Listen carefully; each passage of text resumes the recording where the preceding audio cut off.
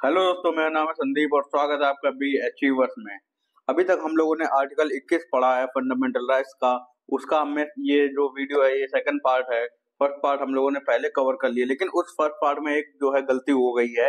वो गलती क्या है कि एमसी मेहता केस हमने आपको बताया था कि जो हुआ था जिसमें केवल जीवन के अधिकार को की सीमित व्याख्या की गई थी। मतलब जीवित रहना ही केवल बताया गया था कि वही जीवन का अधिकार है अगर कोई जीवित है। लेकिन वो केस एमसी मेहता केस नहीं है, उसकी जगह आप लोग कर लीजिएगा एके गोपालन केस। ये हुआ था 1950 में, एके गोपालन केस आया था। और जो एमसी मेहता केस है वह वो आया है 2002 में, जिसके तहत स्वच्छ पर्यावरण जो है हमारा वह मौलिक अधिकार बना है। तो बस आपको इतना चेंजमेंट करना है, बाकी और कोई दिक्कत नहीं है, ठीक है। और इतना कोई इम्पोर्टेंट भी नहीं है कि एक एके गोपालन केस, क्योंकि इसमें कोई कुछ खास चीज हुई नहीं है, ठीक। लेकिन मेनका गांधी केस इंपॉर्टेंट है क्योंकि उसमें जो है विस्तृत व्याख्या की गई है हमारे किसके जीवन के अधिकार की, ठीक है। तो बस आपको इतना सुधार करना है।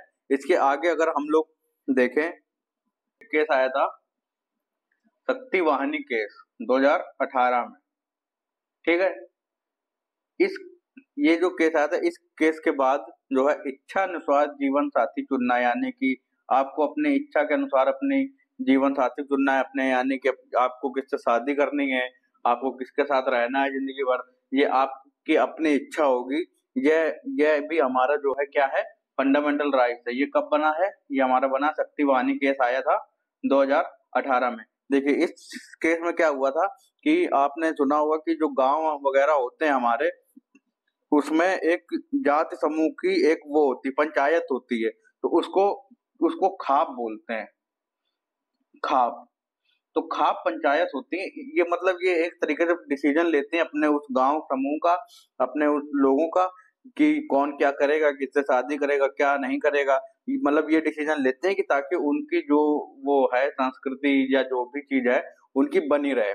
तो कुछ भी ऐसा कोई काम नहीं होगा कि किसी की अगर कोई जाति समूह है तो अपनी ही जाति में ही शादी करनी चाहिए, उनका ये जो है नियम रहता है, ठीक। तो ऐसे ही एक चीज हुई थी, तो उसमें एक जाति के ने दूसरी जाति की किसी महिला से शादी कर ली थी, पुरुष से या फिर शादी कर ली थी।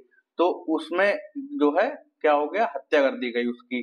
अगर जो है इंटरकास्ट मैरिज कर ली है तो उसमें उसकी हत्या कर दी जाती थी। ये सारी चीजें सामने आई। तो ये शक्ति वाहिनी एक संस्था है, ये केस लेके गई सुप्रीम कोर्ट में और इन्होंने केस किया। तब से जो है इच्छानुसार जीवन साथी चुनना, हमें किसके साथ रहना है किसके साथ नहीं रहना, ये हमारा अपना डिसीजन होना चाहिए, ठीक। तो ये इच्छानुसार जीवन साथी चुनना भी हमारा क्या है, फंडामेंटल राइट्स है। और इसको भी आर्टिकल 21 के अंतर्गत डाल दिया गया है, ये आपको ध्यान रखना है बस, ठीक।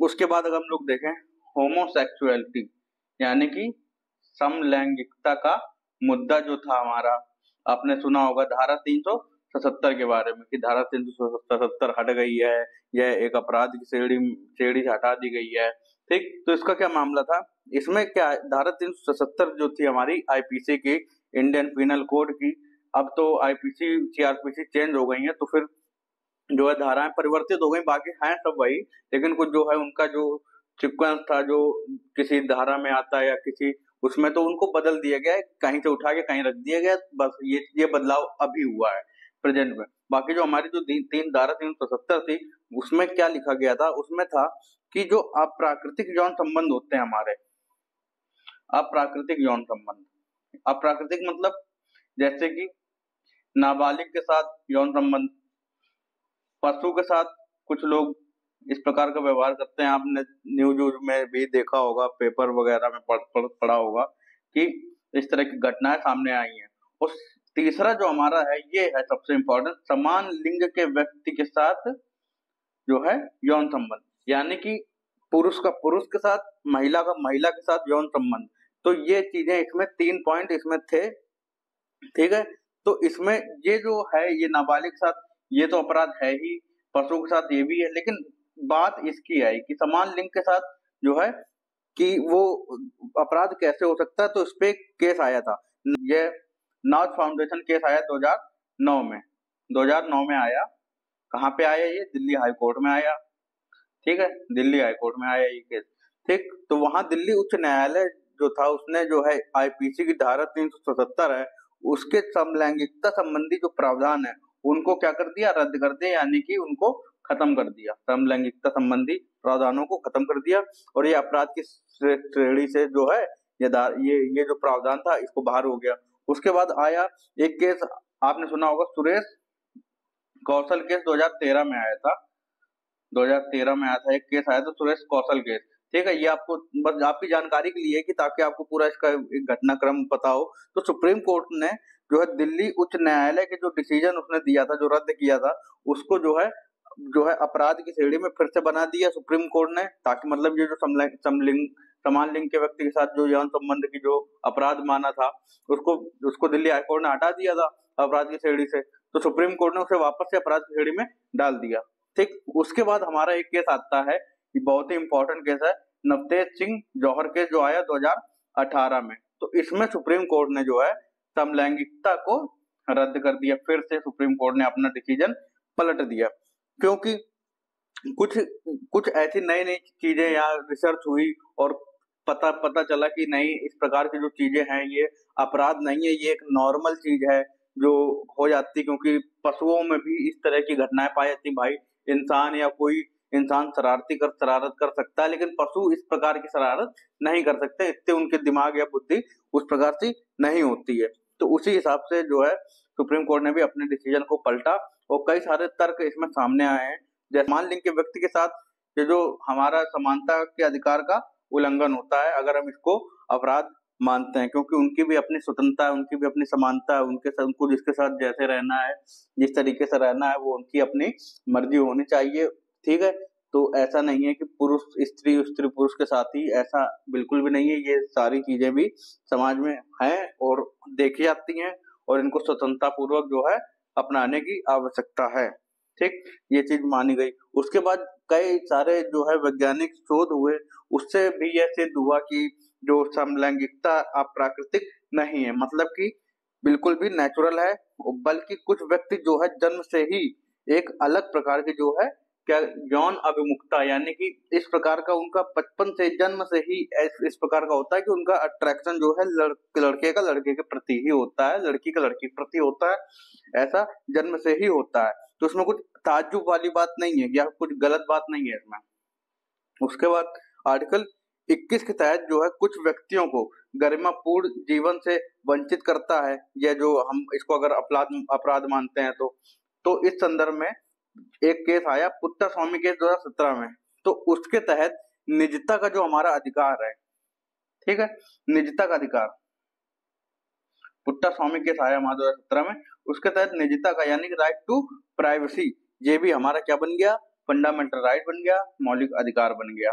ठीक, तो यहाँ से जो हमें चीज समझ में आती है ये कि समान लिंग के व्यक्ति के साथ ये वाला जो पॉइंट है इसको जो है रद्द किया, यानी कि धारा 377 तब भी थी जब वो हटी थी, लेकिन केवल ये दोनों प्रावधान थे, ये वाला प्रावधान उससे हटा दिया गया है। ठीक है, उसके बाद बात आती है आर्टिकल 21 में के तहत एक चीज निकल के आती है कि जो जीवन का अधिकार है, तो क्या उसमें जीवन के अधिकार में मरने का अधिकार भी शामिल है या फिर सिर्फ जीना शामिल है? क्योंकि जो हमारी आईपीसी 309 के तहत जो है आत्महत्या का प्रयास करना एक अपराध माना गया है। ठीक, अब तो वो चेंज हो गई है, तो उसको आपको देख लेना है कि आत्महत्या किस धारा के अंतर्गत आती है। ठीक है, तो उसके बाद अगर हम लोग देखें आगे जो है ज्ञान कौर केस हमारा हुआ है 1996 में। ठीक है, तो इसमें सुप्रीम कोर्ट ने फाइनल डिसीजन दिया है कि जो हमारा जीवन का अधिकार, उसमें केवल जीने का ही अधिकार शामिल है, मरने का अधिकार शामिल नहीं है। ये अपराध था और अपराध ही है। ठीक है, उसके बाद अगर हम लोग देखें दया मृत्यु और इच्छा मृत्यु, ये क्या है, यूथेनेसिया क्या है? ठीक, इसका मतलब होता है, जो इसकी डेफिनेशन है कि अगर कोई व्यक्ति किसी असाध्य रोग से पीड़ित है और कष्ट उसके पास असाध्य रोग है, असाध्य कष्ट हो रहा है, असहनीय दर्द हो रहा है, और वह जो है कष्ट से बचने के लिए किसी डॉक्टर से किसी से मृत्यु की मांग करता है। कि भाई हमको जो है हम अब नहीं झेल सकते हैं, हमको अब मर जाने दो, वही बेटर है।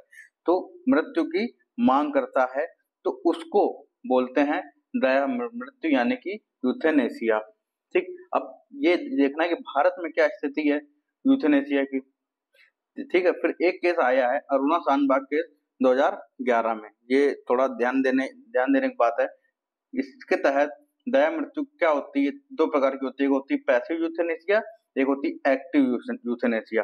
पैसिव यूथेनेसिया वह होती जैसे कि जो हमारे जीवन को रक्षा करने में जो एक प्रणाली, एक सिस्टम लगाया जाता है, वेंटिलेटर लगाया जाता है, अगर उस कारण जो है व्यक्ति की मृत्यु हो जाती है, उसको अगर हटा लेने से अगर व्यक्ति की मृत्यु हो जाती है, तो उसको बोलते हैं पैसिव यूथेनेसिया। ठीक है, यानी कि निष्क्रिय दया मृत्यु। लेकिन जो एक्टिव यूथेनेसिया है, इसके तहत किसी व्यक्ति को सक्रिय तरीके से मृत्यु प्रदान करना, यह ऐसे व्यक्ति पर लागू होता है जो स्वयं अपने दम पर जीवित हो। अगर वह अपने दम पर जीवित है और कोई ऐसी चीज उसको खिला पिला दी जिसके तहत वो मर गया, तो जो है वह क्या होगा, एक्टिव यूथेनेसिया, यानी कि सक्रिय दया मृत्यु या इच्छा मृत्यु।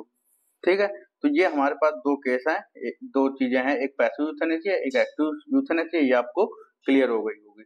ठीक, तो सुप्रीम कोर्ट ने क्या कहा है, सुप्रीम कोर्ट ने भारत में कुछ शर्तों के साथ पैसिव यूथेनेसिया को मान्यता दी है। एक्टिव यूथेनेसिया जो है अभी भी क्या है, अवैध माना गया है। एक्टिव यूथेनेसिया नहीं यूज होगा, पैसिव यूथेनेसिया यूज होगा कुछ शर्तों के साथ। ठीक, तो वो वह शर्तें क्या है, इस चीज को समझ लेते हैं, ये आपको लिख लेना है। शर्तें क्या है, जैसे कि परिवार है या कोई इसका केयर टेकर है, तो उसकी अनुमति जरूरी है। उसके साथ साथ डॉक्टरों के एक पैनल, डॉक्टरों का एक समूह होगा, पैनल होगा, उसके द्वारा पुष्टि भी की जाएगी कि हाँ इसके साथ ऐसा पैसिव यूथेनेसिया का प्रयोग करना चाहिए, मतलब इसको जो है निष्क्रिय दया मृत्यु जो है दे देनी चाहिए, या फिर नहीं, जरूरत इसकी है कि नहीं है, इसका भी जो है पुष्टि की जाएगी डॉक्टर के पैनल के द्वारा। उसके बाद एक हाई कोर्ट का जज जो होगा, उसके द्वारा भी इस चीज की पुष्टि की जाएगी, यानी कि जांच की जाएगी, पता किया जाएगा कि हाँ ये बिल्कुल ठीक है, सही बात है, इसको जो है इसके ऊपर अप्लाई हो जाएगा। ये चीजें, कुछ शर्तें इसमें जोड़ी गई। इसके अलावा न्यायालय ने जो है एक और प्रक्रिया बताई है, पीड़ित व्यक्ति अपने जीवन काल में लिविंग विल तैयार कर सकता है। मतलब लिविंग विल एक मतलब ऐसा है जो कि एक घोषणा की तरह है, जो वह व्यक्ति घोषणा करता है कि भविष्य में अगर वह कोमा में चला जाए, या तो उसे जीवन रक्षक प्रणाली पर ना रखा जाए, बल्कि गर्मापूर्ण तरीके से मरने दिया जाए। अगर वो ऐसा भविष्य में किसी कोमा में चला जाता है, तो उस व्यक्ति को जीवन रक्षक प्रणाली जो सिस्टम होता है, वेंटिलेटर वगैरह, तो उसमें ना रखा जाए, उसको आराम से मरने दिया जाए। तो वह जो घोषणा पत्र होता है एक प्रकार से, उसी को लिविंग विल न्यायालय ने नाम दिया है। और यह जो लिविंग विल है वह कई बार अपने जीवन काल में एक व्यक्ति बनवा सकता है। ठीक है, और उसे बदल भी सकता है, उसे चेंज भी कर सकता है। ठीक, उसके बाद अगर हम देखें तो जो आर्टिकल 21 है हमारा, इसके अंतर्गत विधि की उचित प्रक्रिया का प्रयोग किया जाएगा। मेनका गांधी केस से ये चीज निकल के आई है कि भाई जो आर्टिकल 21 है, जो जीवन का अधिकार है, उसमें जो है विधि की उचित प्रक्रिया, यानी कि जो कानून है उसके तहत उचित क्या होगा, क्या अनुचित होगा, यह न्यायालय तय करेगा, और उस प्रक्रिया से इसका जो है उपयोग किया जाएगा। आर्टिकल 21 में उस तरीके से काम होगा। बाकी जो है हमारे जो कानून है, उसमें क्या होता है, उसमें विधि के द्वारा स्थापित प्रक्रिया ही चलती है। यानी कि हमारे जो कानून है उसमें विधि के द्वारा स्थापित प्रक्रिया होती है, यानी जो कानून है उसी के तहत जो प्रक्रिया चलाई जाएगी वही लागू होगी। लेकिन जो आर्टिकल 21 है उसके तहत विधि की उचित प्रक्रिया का प्रावधान किया गया, यानी आर्टिकल 21 के मामले में विधि की उचित प्रक्रिया लागू होगी। ये चीज आपको ध्यान रखनी, ये फैक्ट भी है, और जो है इससे क्वेश्चन भी बन सकता है, ये आपको याद रखना है। तो यहाँ पे हमारा हुआ आर्टिकल 21 कंप्लीट। ठीक, अगले आर्टिकल में हम लोग आर्टिकल 21A के ऊपर बात करेंगे, जो कि है हमारा शिक्षा का अधिकार, जो कि हमारे संशोधन में ऐड किया गया है। 86वें संविधान संशोधन 2002 में ऐड किया गया है, उसको हम लोग समझेंगे। 21A को समझेंगे, 22 को समझेंगे। ठीक है, तो ऐसे ऐसे हम लोग इसको खत्म करेंगे, हमारा स्वतंत्रता के अधिकार को। उसके बाद हम लोग आगे अपना यही जारी रखेंगे। तब तक के लिए धन्यवाद।